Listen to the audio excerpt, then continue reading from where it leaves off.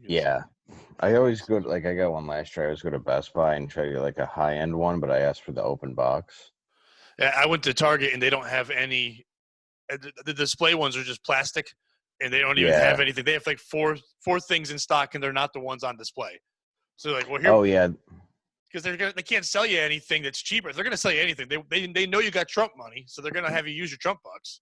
Yeah, exactly. And yeah, that's very true.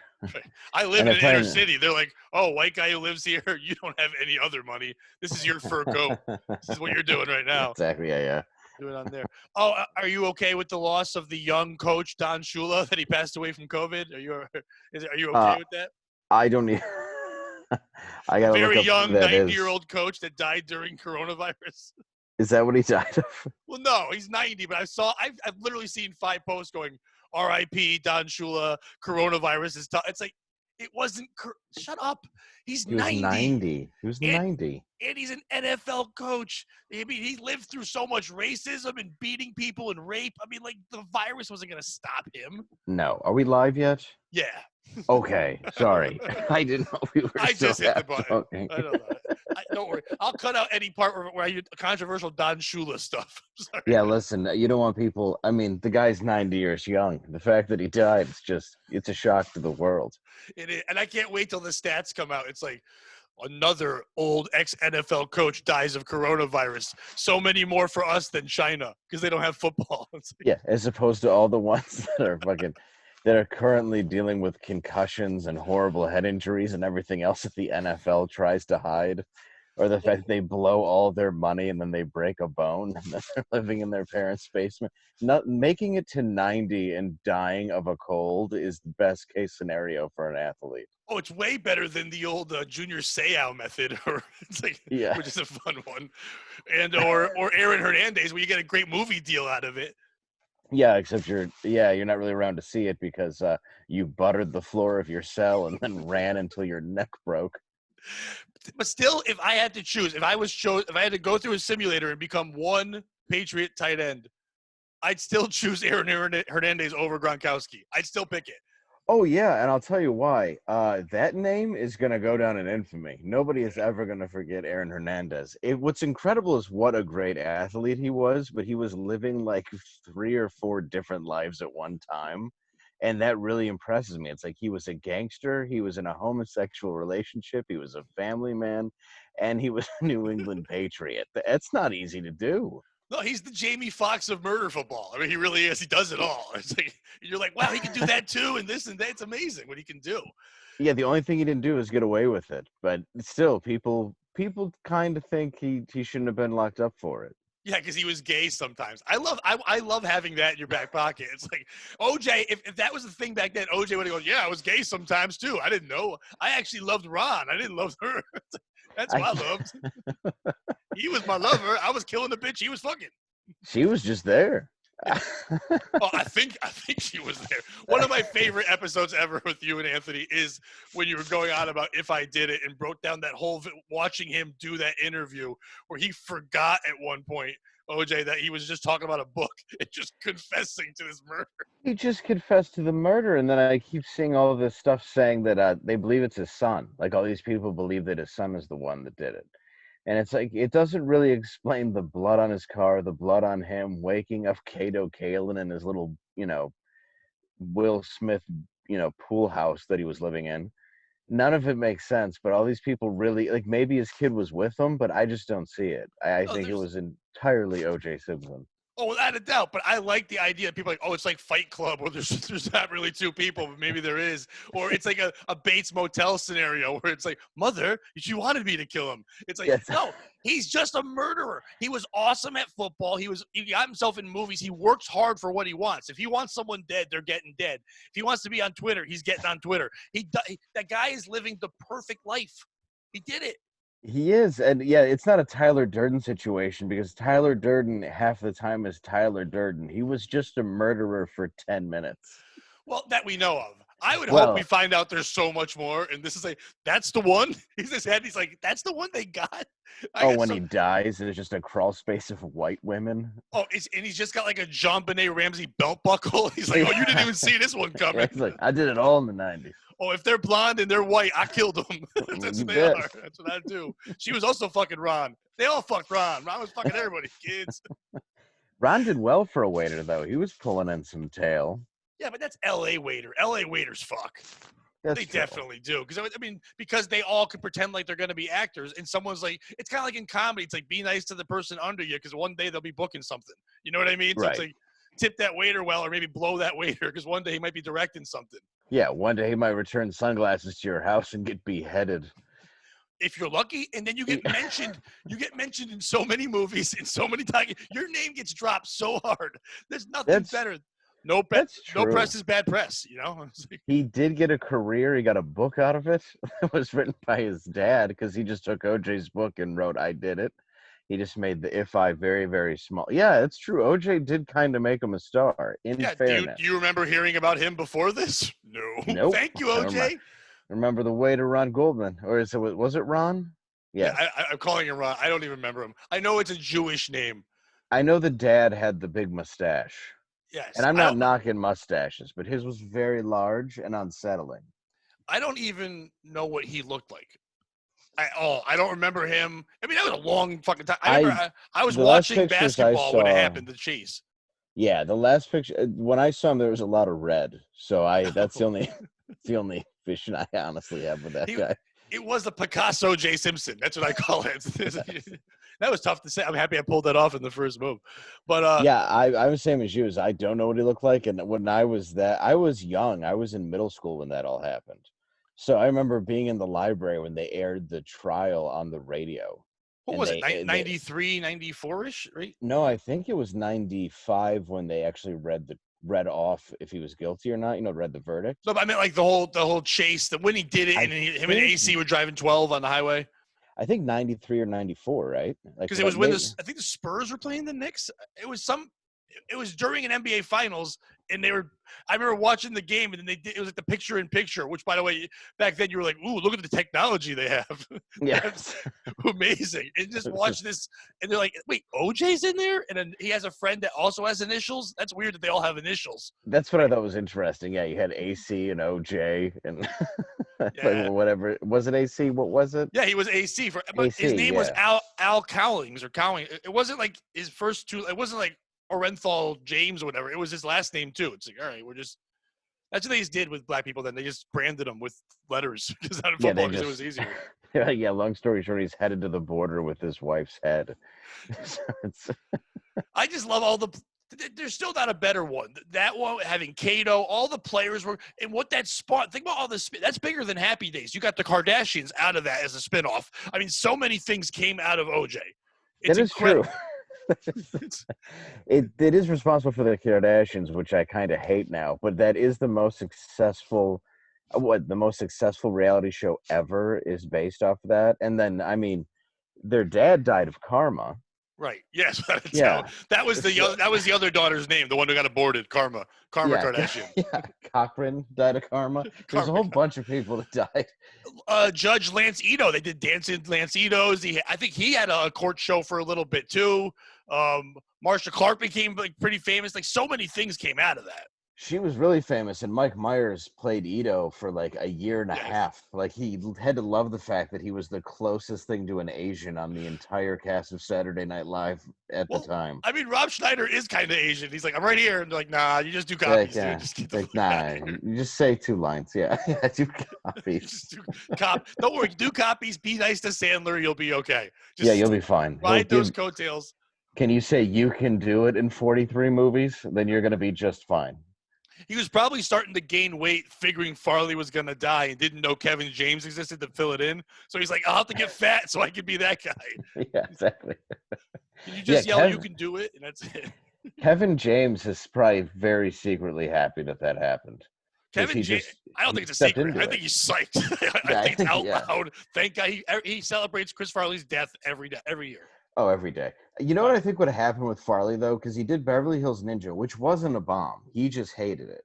because it was critically panned and attacked and all that stuff. But I think he would have ended up doing that Fatty Arbuckle movie, and now you'd see him in even more serious roles and doing things that were a little more outside the box, the way that even Sandler did Uncut Gems and stuff. I think he really would have had an amazing career had he just let go Beverly Hills Ninja. Not that that was the main reason he was doing drugs, but it was a huge catalyst in his daily addictions. And it wasn't good that Lauren had him host SNL, and then they wrote that terrible sketch for him called Relapse Man. Yes.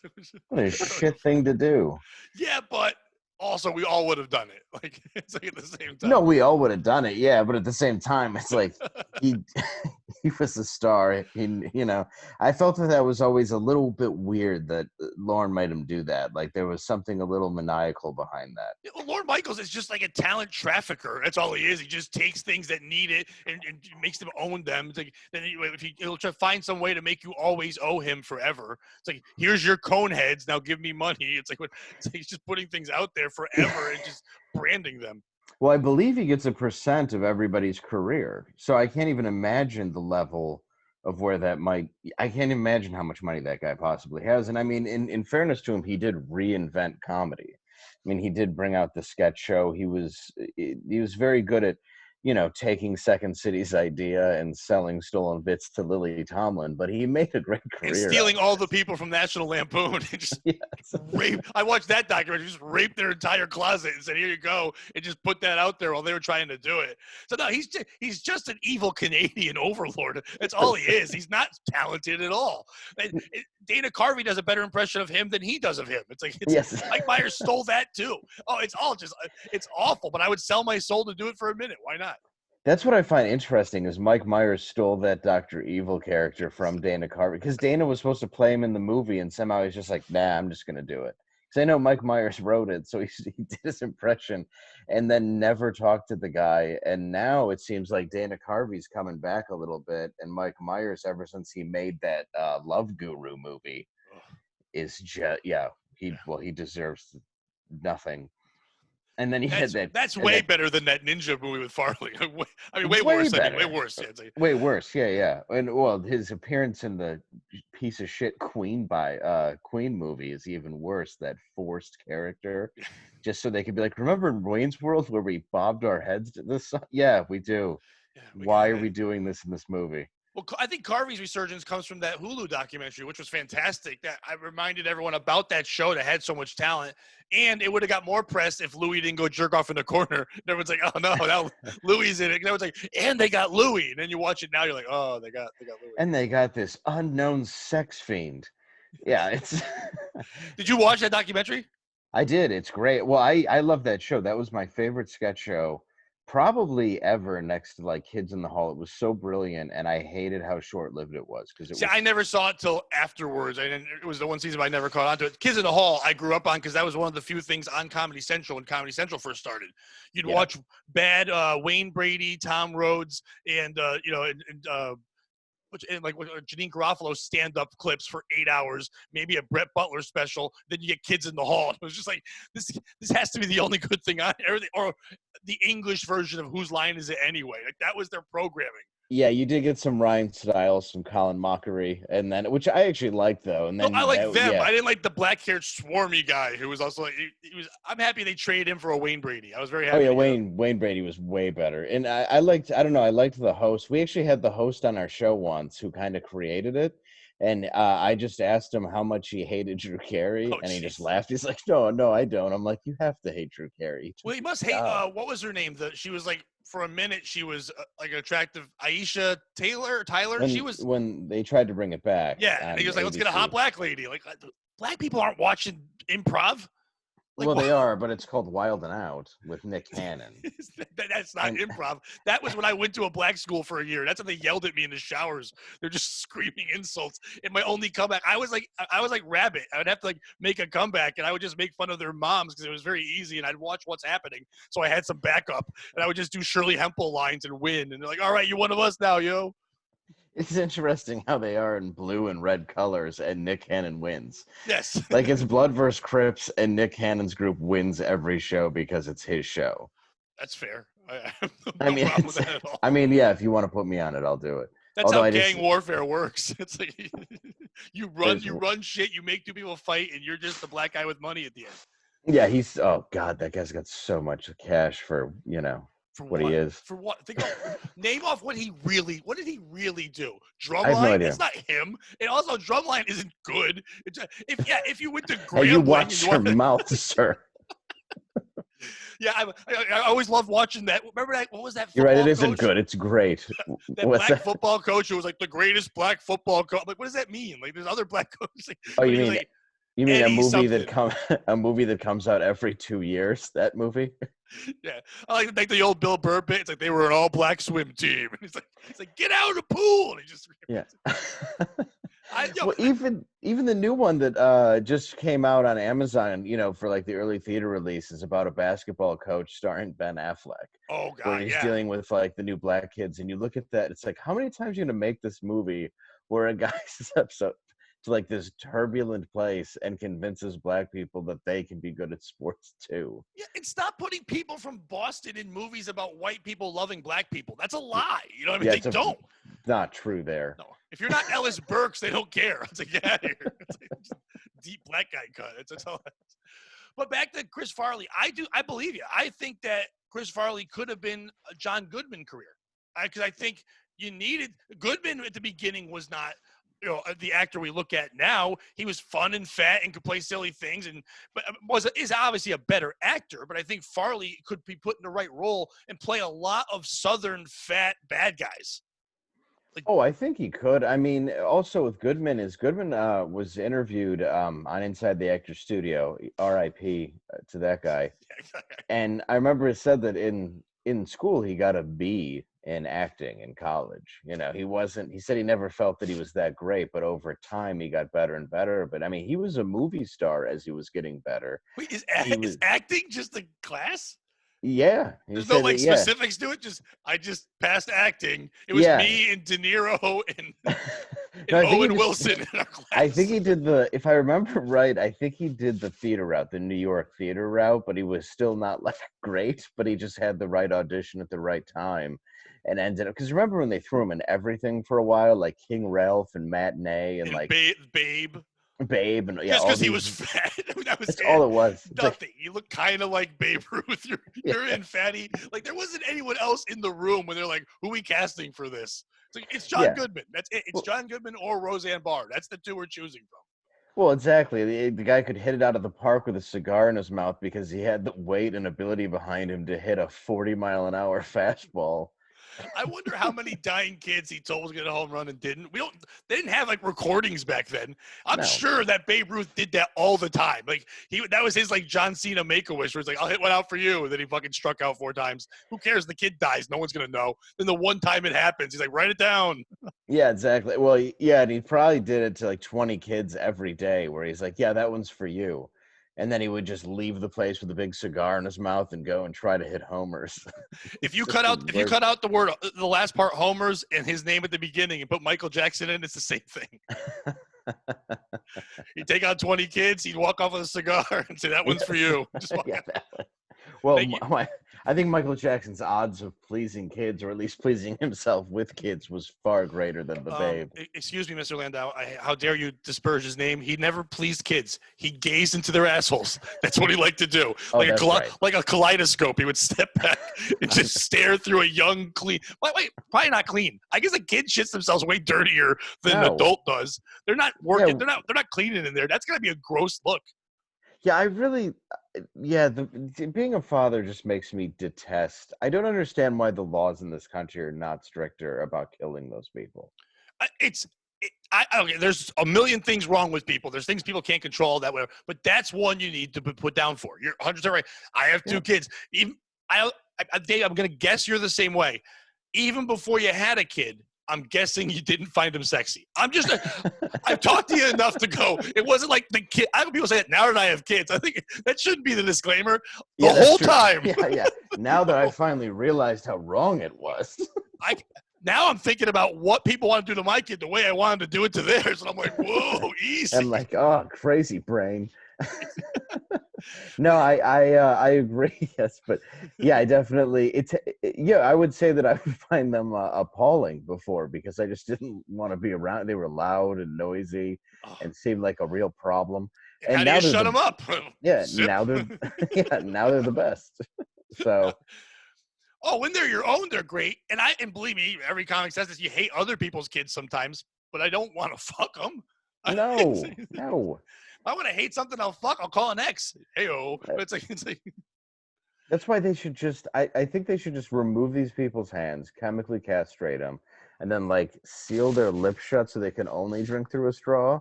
Not even a straw, that's too much of an opening. Just maybe not eat. And then we can just watch them die on national television. or just give them like a virtual reality thing that's glued to their face of just adult porn until they want to kill themselves because they hate it. Yeah, just make it like a Clockwork Orange, but it's grown-ups fucking. Yes, just They grown just old, like grandparents, their own just grandparents fucking. They have to watch their own grandparents fuck. just regular heterosexual sex, or a guy getting turned down. or a kid, by a kid. The kid just all the time just going, "No, sir. No means no," and he's Yeah. looking a fudge. Or I guess worse, make him just watch kid porn. Yeah. No, I think he would enjoy that. Yeah, but he'd be so stimulated, right, that he would lose his He would be shit. like, these things don't blink, right? Because I want my eyes open. I want to keep these peeled. I missed a millisecond, and I don't want to miss any more. And somebody change my pants, I just keep jizzing. No, it's got to be torture. Ugh. It's got to be the worst too to be a pedophile and then jerk off on a kid, and the kid's like 1 year old, and then your jizz is there, and then that jizz is basically a year younger than the kid. You're like, in a year you could have been something. This could have been the best threesome of all time. I probably shouldn't have shared that thought, but No, I would. I hope you don't put this on YouTube. it's there. Hey, if Mike Myers can be Lance Ito, why can't Shane Gillis do a Chinese voice? Well, I think it was more the slur, but I don't. He's Lance Ito. That's a Well, slur. Dana I a judge. I dancing around. It's like Jim Belushi. Saturday Night Live has a rich tradition of saying the Chinese are stupid. Like it's a huge Yes. tradition. Well, they started with Belushi. They went into Dana Carvey, who had the bowl cut and was like the guy who owns the laundry. Yes. And then you had like all Mike Myers did was he never hired an Asian guy. He was like, no, I've got people that can play them better. And then at the last minute of the most woke year that we've ever had to experience, the most PC year, he's like, oh, guess what, guys? I got a gay Asian. Oh my And God. then I also have this guy who's got a show on Compound and is on Legion of Skanks a lot. This probably won't be bad. I got a guy who's a gay. Like, he's a Thai boy. Like, no, he's a real Chinese gay guy. Like, that's not real. Is that a unicorn? What is that? And like, we got this now. Oh, we also got another lady. It's like, all right, whatever. It's like, I mean, it's probably a good year not to get it, to be honest, because nobody's actually performing on it right now. I think and he said it in many interviews. They're like, "What do you think would be happening right now if you were on it?" He goes, "Oh, I'd already would have been thrown off for something else. I mean, that wouldn't have stopped it. I would have been on there for a week and then done something else they hated." Yeah, and now he'd just be quarantined, still collecting the pay that he's already collecting because he was under contract. Right. Which, by the way, that once again, bad publicity thing. A lot like Goldman there. It launched. I mean, Shane is talented as hell. I mean, I love watching him live. He's one of my favorite guys to see live. But he's just it got his name out there, and most people are going to look at a train wreck and then want to go see what happens with the train wreck. They don't just walk away from it. So you're like, I want to see what. I started listening to his podcast after that happened. I never heard of it before, and now I listen to it weekly. And it's a great podcast. And he's a very funny guy, and he owns all that stuff. But it's usually I find things after, like, when something terrible happens. I'm like, oh, there's my gold, and then I look for it there.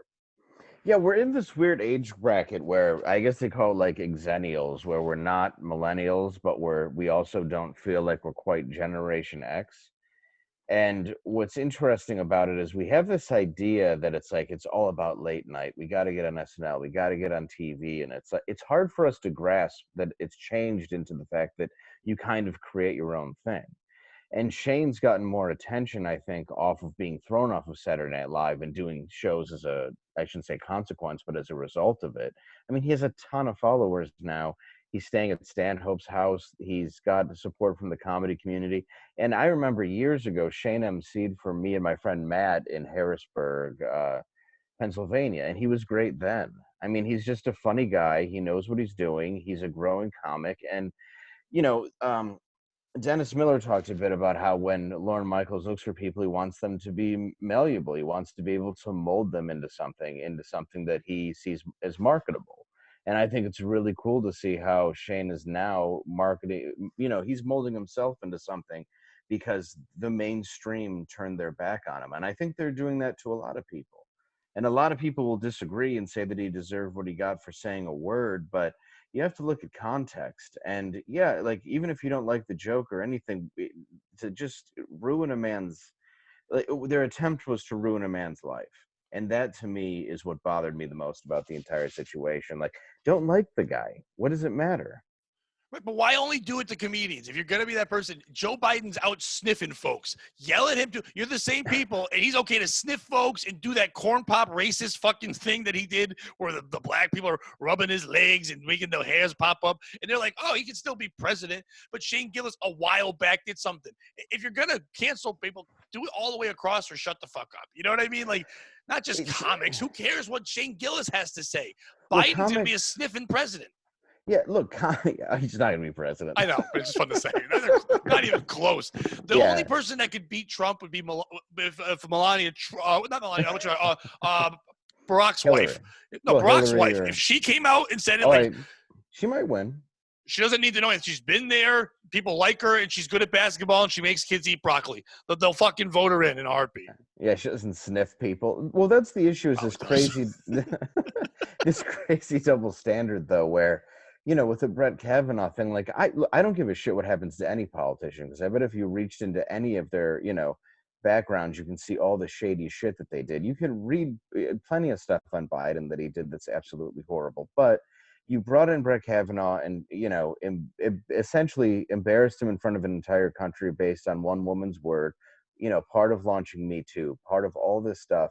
But then this other woman's coming out going against Biden saying, this guy sexually assaulted me. There's actually proof behind, at least some corroboration, in the sense that there is a Larry King interview where her mom is calling in talking about Biden. So there's other people that saw this and heard this and agree. There's no corroboration with Brett Kavanaugh. So you look at it, it's like, okay, so is the Me Too movement a political movement for the left? Or do you actually want to stop the rape of women? Because I understand nothing should be believe all women. It's absurd. But you should believe it enough to investigate it. I agree with that 100%. But the idea of just believe any, some people are fucking awful. Some women are awful. Some women are amazing. Some guys are liars. Some guys aren't. To hold anybody to that standard is absurd. So I think it's bullshit, personally, that he's not being, raked across the coals right now. But if he did pull Tara Reid before, deflated tits, then I got to give him a little bit of credit.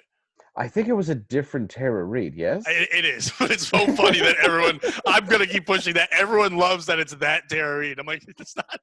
They put up new pictures of Tara Reid, and I'm like, oh my God, you're like my age. Like, I don't understand what happened. Well, American Pie was a long time ago. 20 years, 21 years. It was her, Shannon, Elizabeth. They're not looking good. Oh, I disagree on Shannon. I just saw her in the Jay and Silent Bob Strike Back movie.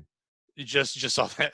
No, the remake. Oh, the reboot. That, Jay and Silent Bob reboot. That one's also when she was stealing monkeys with the girl from Chasing Amy. Yes, 19 years old with Eliza Dushku. But yeah, that I think she's still. I mean, there's a difference between a woman who's aged a little bit and a woman who looks like Hollywood has been beating her for the last 19 years, and that's why I feel bad. Like, she looks broken. Well, I hear once you go Carson Daly, you don't go back. You know what I mean? That's what happens there. He used to paint his nails. They did go to the same salon together. It was fun. You dropped the name, and I was going to bring it up. How cool is it when Dennis Miller just literally just stops and goes, "Holy shit, you're funny." I mean, that was. I mean, I know you're a very humble guy and you handled it well, but that's crazy because that wasn't Yeah. him doing that for any other reason. Here's a guy he's a wordsmith. People could make fun of him all they want. I saw that simulator they have where you can put things in and make Dennis Miller sentences and all that. He's brilliant. He's quick, and for him to notice someone else being like you are one of the quickest fucking people I've ever seen, like for him to notice that and say that was cool as shit. Like, Dude, thank you. Yeah, it made my day because I had opened for him about 15 years ago, but we didn't really meet. It's just very much like you go out, he goes up, and then he left. And it was funny because he said he didn't draw a crowd. And I'm like, I think there was, about 7,000 people there. But um, but it was incredible. Like, because I grew up, and I'm going to be on his show in a couple weeks, which is cool because I grew up like really loving him on Weekend Update. Then I loved the Dennis Miller Show on HBO. I even went and saw Bordello of Blood in the movie theater. ooh, And I remember going, my mom was driving my friend Sean and I, and she goes, "What movie are you going to?" And I was like, "It's called Bordello of Blood." And she's like, "Excuse me?" And she goes, "Do you know what a bordello is?" I'm like, "I don't know." She's like, "It's a whorehouse. You're going to see a movie called Whorehouse of Blood?" I was like, "Yeah, that's the one." I mean, she did not drop us off. Do you know what bordello means? Yeah. Yeah. We better afterwards. Goes, do you know what blood means? Just Yeah. keep asking. It's like, I had no idea. Is any of this down? I think I was like 12 when it came out, so I'm like, no, I don't know what bordello means. He was my second favorite of all the anchor. I mean, Norm Macdonald to me because it was just it didn't make sense that he was the host of it. He shouldn't have been, and he was to me the most memorable of it because everyone else felt even with Dennis's hair and all that stuff. Everyone else felt like a news anchor. Norm never did. Norm felt like if like the Special Olympics had a news anchor, but he was like it was but in the greatest way possible. So I enjoyed him, but the difference of the two of them was just it made me know I liked comedy when I was younger because the way they worded things, the way they made things their own, it made a story I could never give a shit about. I actually learned news through them when I was younger. Well, yeah, and what was interesting about Norm was he didn't care about the audience reaction, so you were dying laughing at home. And I didn't even realize it until lately. If you go back and watch his clips, he's bombing with the crowd that's there. But when I was at home, I was crying laughing. I never noticed. But that's when I realized he kept pushing the envelope more and more. And I love that he went to, I think the guy's name, I can't remember the name of the writer, but he's done a lot of stuff with the SNL guys. And he was one of the head writers there. They said, "How do you want to do this now that you're, Weekend Update?" And he said, I just want to be blunt. I just want it to be like I don't want to dance around. I just want to say OJ is a murderer. Right. Michael was like, one of my favorite bits ever is when he said Lisa Marie Presley and Michael Jackson are getting divorced. Lisa Marie Presley says that she wishes he was more of a homebody, and Michael Jackson wishes she was a 7-year-old boy. And the whole crowd is like booing him, and he goes, I'm sorry, I don't know if you heard. He's a homosexual pedophile." And then he just shuffles his papers and moves on. And I loved it because even when the head of I forget the name of the company that owns all of it, Viacom or whatever it is, told him, "Please, you can't make fun of OJ." Oh yeah, and he went right at it. Was immediately fired. Yeah, right away. I love that he's when that show came out on Netflix where he got to do the interviews and he got to be himself again. That book that he wrote is the funniest thing I've ever read. I've never read anything that made me laugh like that. He's brilliant. It's brilliant in a way of. It's almost like he's so smart he can make you think he's stupid, and that's why it makes him smart. You know what I mean? It's this bluntness, but also like. Is he saying he's naive, but he's not naive in any way at all? But it's got to be crazy to live life that way, just going, I got to talk like I'm dumb, but I'm smart, but I'm dumb. But he pulls it off like incredibly.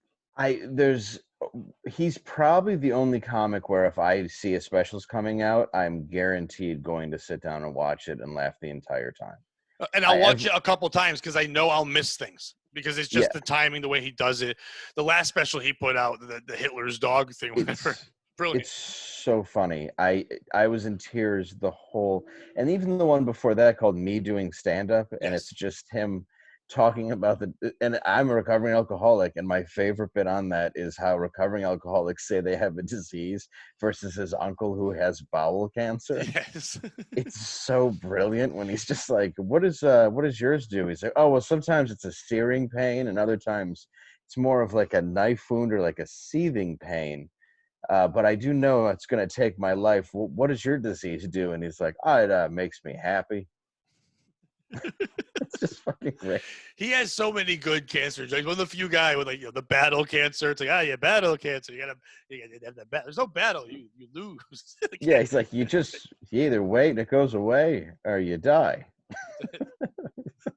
Oh, he's and that other special, just the way he words, the way he says things, like you said, so bluntly, but it's just so simple. But if we tried it, it wouldn't work. Like, yeah, if you want to do the autoerotic asphyxiation, you have to go down to the rope store right next to the rickety stool store. Like, just to pull that off. Like, none of us can just say that. Like, anyone in the crowd, that's not a store. Fuck you. It's like. That's brilliant. Yeah, I forgot about the risk reward factor of autoerotic asphyxiation. And you can feel the crowd doesn't want any more. He pauses and goes, another thing about autoerotic asphyxiation, he just keeps, he does that Chris Rock, I'm going to repeat that shit at you over and over so you don't forget. Yep. Oh, it's brilliant. And he's a guy, too, who he's so out there that when you see him, like, at first it seems like he's not doing well. And then he has people in uncontrollable laughter the rest of the time. Like, the way that he brings you into what his world is and how demented his world is, it's my favorite. It's one of my favorite things to watch is because I hate pandering comics and I love watching an honest comic who can just be themselves. And when Norm Macdonald is the definition of somebody who doesn't pander to their audience. And I'd actually go as far to say, I mean, if you look at Colin Quinn, Dennis Miller, all the people that really have been behind the anchor desk, Kevin Nealon, they don't really pander. No. And I think that's what makes them unique. Well, I think Lauren probably told them. I mean, I'm sure Lauren wants them to be that way because it wouldn't make any sense if they did. It's like, and none of them can ever do that because it's supposed to be like, we're in your face. We're not we're edgy. But you're also like white and 40, so you're not that edgy. But like, which I am, white and 45. Well, now it's Michael Shea and white. In white. Did you? I don't know if you saw the Dave Chappelle Mark Twain Award thing. I saw part of it. We had his buddy on our show. Fuck, why am I blanking on his name? Anyway, go on. Sorry. Dave Chappelle's buddy? Yeah, the guy who he thanked, who's from DC. Tony Wood, very funny comic. Yeah, he's great, if you ever middled at a funny bone anywhere in the country, you've opened up for Tony Wood. Opened for Tony Wood. Tony Wood, Tony Rock, and all the other Tonys. I've opened for all of them. A lot of the times too, if you have like Adam Carolla who only does an early show for some reason, Tony Wood is there to do the late show. Yeah. Or you're hoping that Tony Wood's going to be late, like black people are, so you can headline the Wednesday show. It's like, come on, be late. All right, thanks. Yeah, he's so funny, man. Oh, he's incredible. But when it was Keenan, whatever his name, the Keenan and Kel guy. Here you go, the Good Burger guy. Him, Colin Jost, and he's funny. And Michael though. Che. I'm gonna. He's fantastic. And I was very happy that when Chappelle came on and brought Eddie Murphy and all them on, they put him involved in there. He deserves that. He's been there forever. He's been sketch acting since we were kids, and he's been great at it since we were kids. I make a joke 30 about years. Burger. I don't ever remember watching and not laughing at him. I mean, yeah, the skinny crackhead kid was fantastic, but he needs to be the fat black Phil Hartman sometimes to carry the skinny crackhead, and that's exactly what he did. And he was good, dude. He's in Mighty Ducks and stuff. So I grew up watching him, and now you got to admit, him just playing Steve Harvey and all the different. He's just funny as hell. Black Jeopardy and all that stuff. He's good at what he does. And I think people hate him because they won't let go of that past, but I think that's what makes him good. Well, I think also people just hate him because they're probably just like, we're tired of it. What are you tired of? Tell me a thing that you're tired of that he does. You don't even, he's one, like I said, Phil Hartman, he's one of those guys that you don't even recognize in the skit, but if he wasn't, it wouldn't be any good. And he was there forever. So was Tim Meadows, who was great. There's a lot of players that just fit and were able to kept staying on the show because. Well, Tim Meadows tried to leave, and then he made that fucking sex guy movie. What was that? Oh, I loved it, but yeah, the ladies man. Yeah, they're like, come on back, go on back. Well, it's a 1970s sex radio show where he just says, "Do you try the butt?" And then they tried to make an 1.5-hour movie out of it. Yeah, well, they did that with everything. They did the lady that would yell and smell her armpits and sniff her fingers and scream. Oh, they did that. It was she got a movie, Superstar or something. Yeah, Superstar, whatever her name was. That fucking psychopath. That whole Will Ferrell cat, I hated that whole time. I hate Will Ferrell, so that's just me. But see, I loved Will Ferrell, but I can definitely see why some people. get I just annoyed. don't think making out with a guy should be your thing. Like that was funny in the 80s. Every movie, it's like, look at me make out with a guy. I'm like, all right, I got it. Not that I care, but just like, that shouldn't be your joke in everything. You just make out with a guy. And then, okay, good. Yeah, I like his stuff. Just say you're gay. You're making sure in the script that you write you make out with a guy. Just make out with a guy. No one cares now, Will. Fuck men. It's fine. I did really think it was funny though, the Eminem and Elton John bit from 2000 where Chris Parnell is Eminem, and then right after they sing together they just start making out real hard. Chris Parnell didn't want anything to do with that, and No. Will's like, it's in your script and I'm Will and you're Chris Parnell. That's what happens here. But sorry, we got way off track. What No, happened to Mark don't worry. Twain? My ADHD does that quite well. I can go right good. back. So What happened to Mark Twain? The three hosts were there. It's great. It's on Netflix. The whole Mark Twain thing. That's why I happened to watch it. And they all did their thank you to Dave and then so Keenan comes up and he says, hey, without you, I wouldn't be able to do what I'm doing today. Without you leading that way. So thank God because of you, I got to play a werewolf choreographer this weekend. So thanks. And a little joke, whatever. And you laugh at that. Then Michael Che does a whole thing, back and forth saying like, you taught us you can make fun of, everyone, if you're gay or you're white, end of list. Anyway, and and they were being very funny and they're going on. Thank you, Dave. The one thing you will never know though is what it's like to grow up in a world of comedy, having someone like Dave Chappelle to look up to. And the whole crowd's like, whatever. And then Colin Jost goes, I'm here to think about Mark Twain, and then the whole place just loses it. I'm here to recognize Mark Twain and his works, and it starts reading from Huck Finn, and just before he gets to the N-word, goes, I think we get it. And that was it. And I'm like, whoa, Colin Jost was funny, like for the first time ever. No, I like him. I do. I think there's just part of that where it's every comic, and I went through it too. There's this bitterness that you have and a little bit of resentment. And it's not you. I mean, every comic. Oh, no, I have a ton of it. And usually it's right. But this one, no, I don't like co-hosts. I think I'd like Colin if he was by himself. But because I love what Michael Che does so much more, when they go to Colin, I'm like, go back to Michael. You know what I mean? So I think that's why I don't like him. If he was by himself, I think he'd be fantastic. But I just really love how Che does it. I agree. Che does it more like a stand-up, though. Like what I do like about it is the balance of when Michael Che writes racist jokes and makes Colin Jost tell him, and then vice versa. So then they have to go back and forth, and Michael Che's are always so much worse for Colin to tell. Right. And I like that they have that dynamic because what I do like about Michael Che is it's unique that he's not delivering it like a news anchor. He's delivering it more opinionated and a little bit more cool. There's just something more. There's always been something pretty intelligent about his delivery, but there's also something streetwise about his delivery. Michael Che, if you switched it and Shane Gillis got on the time Michael Che did, and Che tried to get on when Gillis did, Che wouldn't be on. No, he wouldn't be. That special alone with the tranny joke and all that. It's like, how about Blackie? Whatever. Like, they'd be gone. He'd be gone in a second with any of his bits. He wouldn't be allowed to be on there. I remember seeing him when he was just starting to write, I think for the Daily, he was Daily Show first, right? He wrote for, I think. He wrote for some show. I don't know. It was one of those before he got there. And I was the manager and house comic at Comics when it was at Foxwoods Casino in Connecticut. And someone else was supposed to, I think Rob Riggle was supposed to headline. He bailed on them like 6 times. Every time he was supposed to headline there, he's like, I got to film a thing for Fox. Like, just say no. Stop pretending like you're going to come here. Yeah. But they, Dumb and Dumber 2 wasn't going to make itself. I wish it did. It was so fucking, I was so mad. Didn't. I wanted that to be so great, but it's like the when he was supposed to come to last night, they're like, the agent's like, well, we have this younger guy that hasn't really headlined anywhere yet. Last second, can we give him to you? And it was Michael Che. And seeing him for one of his first times headlining was so great to watch these older white people go, what the fuck is it? As a comic, the chances he was already taking that young was like fantastic. It was. That's very cool. It was, I mean, he still wouldn't know who I was. Like, whatever, white guy. I don't care about my story. I got an origin. It's fine. Just leave me alone. I don't try to go up to him. But then the one I wanted to really talk to you about is the reason why you and I were supposed to record last week, but you couldn't because you guys were going to talk to Joe Rogan. And it was funny because you're like, you told me that. And I was like, oh, I'm psyched. I got this cool secret because I saw it like come out like even my brother's like, I thought my brother's a huge fan of Anthony Cumia, and then he's become a giant fan of you. Oh, and the reason why I found out about you guys and everything is because of my brother who's been listening to Anthony forever, and he's always told me to check you out. So I did, even checked out your movie and all that before I even got on. And he's a a huge fan. And now I just lost my train of thought. We were talking about Rogan. So I said to him, I'm going to have Dave on, and he was very excited about that.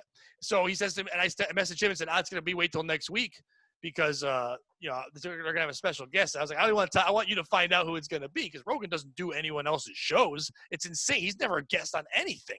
That's it. Even it says that. So it's nuts that I know how much he loves Cumia, but that's crazy. No, people are going to his house and getting COVID tests. They're getting that thing jammed in their nose just so they can talk to him. That is the king of podcasting. That's the king of media right now. Let's be honest. Right. Oh, he is. I tell people if like my mom has heard his name, but only knows him from Fear Factor still because she's 70.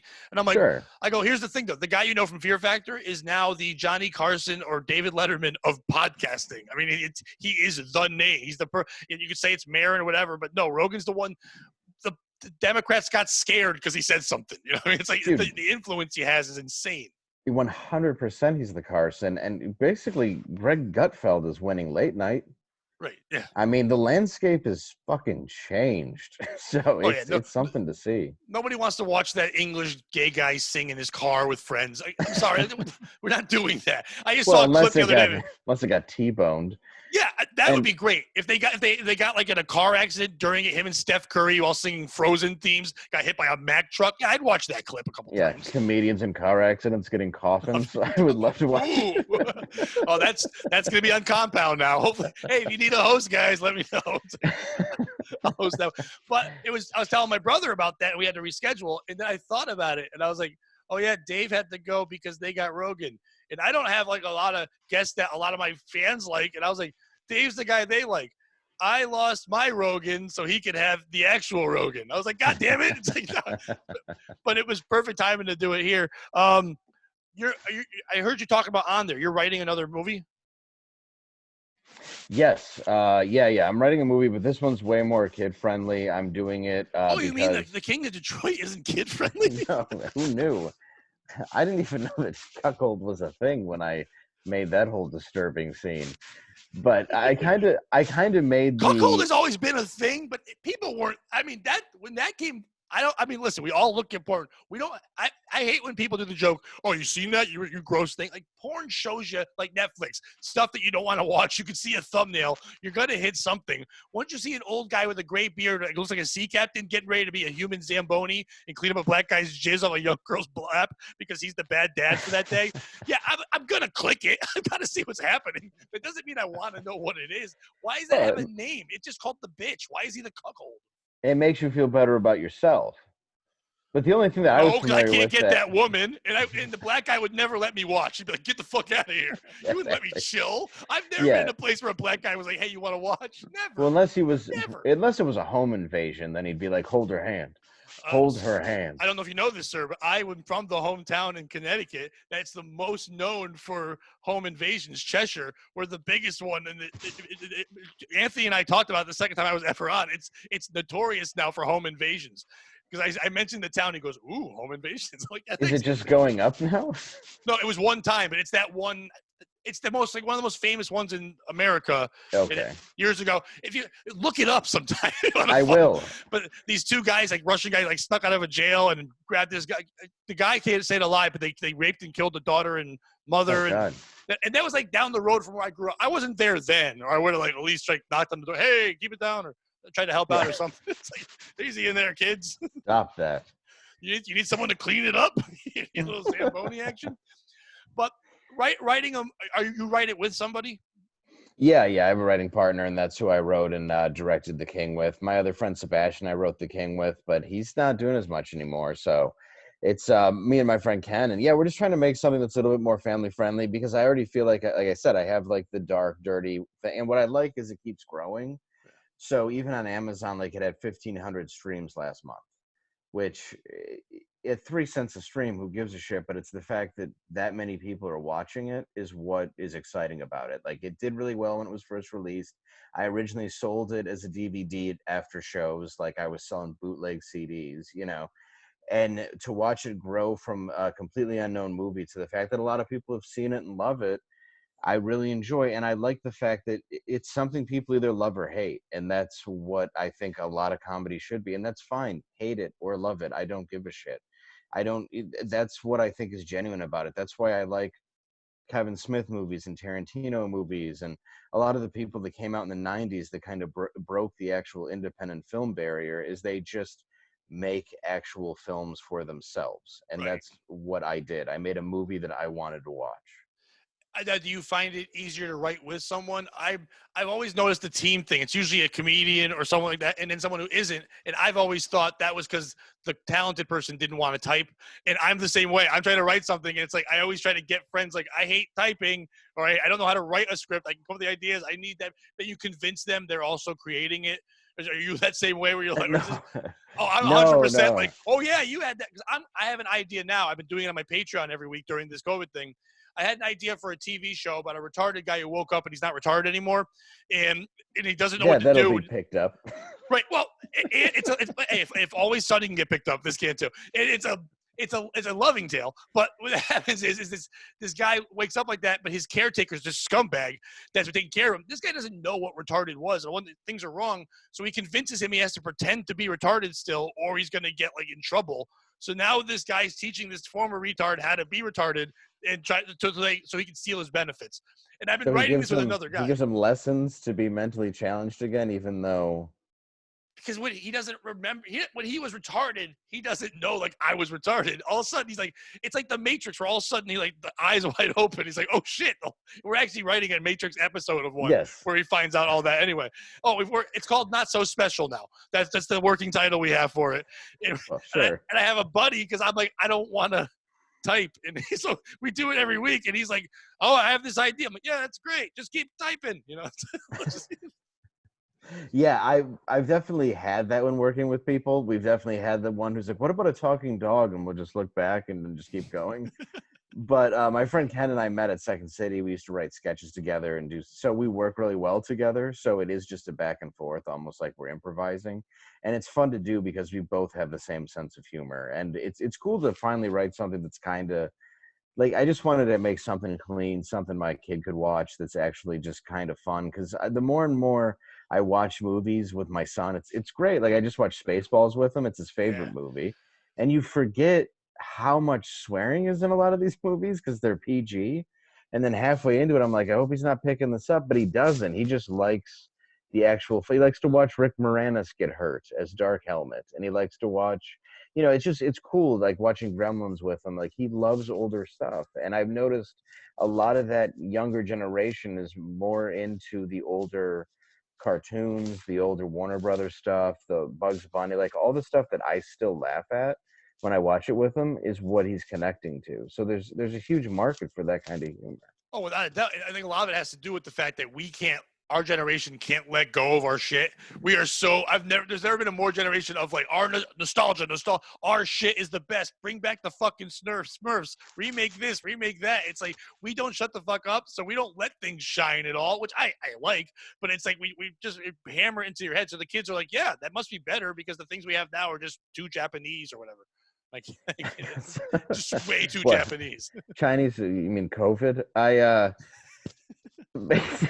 No, you're right though, because I think part of it too is our generation experiences more nostalgia than anybody, just brain wise, because we remember the world when there was nothing, when people didn't have any technology. Like, the coolest thing you could see was a 4-inch black and white TV you could bring to a beach and not hear.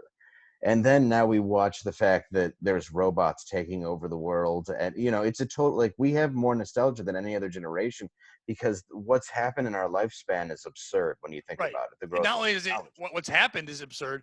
Also, we now, from our generation on, we have more proof and more ways to find that stuff. Right. Even like 10, 20 years before us, they were creating incredible things as well, but there wasn't documentation of every goddamn thing that happened or a way to find it or see it. Now with the internet, most things loaded on were like really 70 on when you look at things, and that's why it's so much easier just to go find it. Yeah, and I think with a lot of people too, like millennials, they stuck to everything that was in their time frame and went on, and they started creating animation that wasn't as soft. Like, SpongeBob's funny, but it's not Ren and Stimpy. Like, there's just certain things that it went on, it got a little softer, it got a little more tame. And I think they like the fact, like, young boys like to get in trouble, they like action, they like violence, they're prone to, like, hitting, so they're prone to sports, they're very competitive, so you kind of give them more exciting stuff. He would way rather watch like Chip and Dale Rescue Rangers than Tiger, Mr. Rogers, Daniel Tiger, and he's just Right. not into any of that stuff. I brought him to see the Mr. Rogers movie, and halfway into it he's like, can we leave? And I'm like, yeah, we can leave. Yeah, let's There's go. nothing here for you. You're never going to connect to an old man who, as much as I loved Mr. Rogers, it's just not going to connect with you. I remember my daughter was real young, like 4 or 5, and I brought her to see that Shark Tale. I think it was Shark Tale, the one that had Will Smith in it as a voice. And she did not, as a kid, she did, even 4 or 5, did not like. She has the same love for Will Smith that I do for Will Ferrell. Does not like him in any way at all. And at the movies, she heard his voice and went, "Can we go? That's Will Smith." And she made that call, and I'm like, "Yep, we're out. That's fine. She's not dealing with this. I'm not fucking dealing with that at all." Yeah, he completely does that too. Same deal. Like if he doesn't like something, he's brutally honest. And he wanted to watch Batman Forever because Two-Face was in it, and I just can't let him watch the Heath Ledger, and it's just way too dark. So I'm like, yeah, we can watch this movie. And halfway into it, he's just like, "Can we turn this off?" And I'm like, "Yes, it's a horrible movie, son. It's a horrible movie." See, my son's 14 now, and so like last year, he's now been able to go in to see, like, watch with me those kind of movies and really appreciate them. But yeah, for a while, same thing. Like all superhero movies got really cool, but they got very dark. So it's like it was hard to show little kids. Like they're seeing it thrown in their face. It's like, oh, too bad you didn't grow up when I did, when they were tame and gay. And now it's like, you want some Planet Earth guy, or whatever the fuck you want, Captain Planet? There's the gayest thing ever. Oh God, I forgot about that. Saving turtles with his dick, whatever he was doing. It's fantastic. I just hated, like, he loves the Tim Burton Batmans. Like the first 2 he loves, but then once those are really, really underrated. I hate that they get all the shit they get, because for its time, it was really cool. I remember when they came out, I thought it was amazing. But now, you compare it to the dark. Does everything have to be dark? Do we have to all be brooding beasts of shit? Can't we just be fucking hero? I get it. He's Batman. Orphan. Wah. It happens. You know what I mean? It's like sometimes you lose your parents and you're still rich. Boo. It's why I liked Michael Keaton, as he played it off in a comical way while playing Bruce Wayne. There was no reason he should have even been Batman, but it worked out perfectly. And then, by the time Joel Schumacher was like, "Can I ruin this?" And they're like, "Can you ruin it twice? Because we also want to have George Clooney in your next one with nipple suits and Arnold Schwarzenegger as Mr. Freeze." Like, they ruined that. But it was when they came out with X-Men that they realized, like, oh, we can actually make good movies. Right. I remember in high school, I saw Michael Keaton was Batman in the first one, and a friend of mine yelled out in the theater, "Mr. Mom, no!" And I thought it's still one of my favorite things ever yelled out loud. It's like, people were mad. How are you mad at that? That's brilliant. Like, whenever there's the best yelling out in the theater, like I used to love seeing movies on 8 Mile in Detroit because of the banter. Yeah. And I remember we were watching Scream, and it's when Drew Barrymore's getting stabbed. I was in like middle school. And there's just Jiffy Pop on the stove, and it's just going crazy. And this guy in the back goes, "You're burning your popcorn, bitch." And it was my favorite part of that movie. And that will end on this, but like my one of my favorite things you also got to do. I'm jealous of what your life is, what you get to do, especially the Cumia stuff. But also, I'm massively depressed, so don't be. Oh no, I got you beating that too, my friend. You'd be surprised. We'll talk sometime. We'll compare wrists. Oh, you still have those? I just have stubs. But I also grew up, the one thing I watched all the time with my dad, whatever, was Mystery Science Theater 3000, and loved it more than anything in the world. And when you guys opened up the theater and got to do it, I had E-Rock on about last week, and we talked about how cool of an idea that was and how mad I was at the – listen, I love how passionate the fans are of Compound Media, but sometimes they got to shut the fuck up. You and I share trolls, which I love. I've seen guys that I had to block yell at you. Oh, good, it's not just me. If they hate Dave too, I'm okay. So I'm blocking them. Oh, they hate everyone. They just hate themselves. At first, when you first get into this world and you start getting that, you're like, what the fuck is wrong with these people? And then after about 6 months, you just don't care. When I worked with you at comics, we talked about it for a couple minutes, and you said to me, "Oh, don't worry about them; they don't matter." I'm like, "Oh yeah, they don't matter." I forgot. It's a power struggle. It's them trying to get something out of you, and you just go, eh.